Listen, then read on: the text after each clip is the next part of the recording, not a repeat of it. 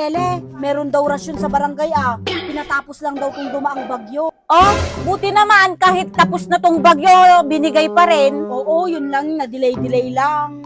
Uy, ano pang ginagawa nyo dyan? Tara na doon sa barangay hall. O sige si Mang, mauna ka na at susunod na lang kami. Kayo bahala kayo, babagal-bagal na naman kayo. Alam mo sa Daniela, kukuha ng rasyon, pupunta lang dyan sa barangay hall, nakabag pa. Kaya nga, Lele, piling mayaman nga yung post niyan sa mga Facebook. Tapos ngayon, Lele, siya pang atat na manguha ng rasyon sa barangay. Kaya nga, pero may side post naman siyang halos wala na daw silang makain.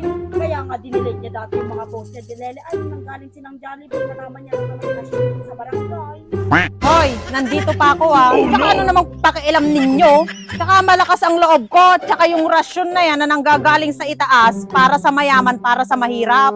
At lalong-lalo na kung may kapit ka. Yan na nga kayo, mahuli pa ako doon. Oo, tignan mo. Ang kapal ng ito. Ano na nga, Lele, baka kunin niya pa lahat to, di ba nga may kapit siya.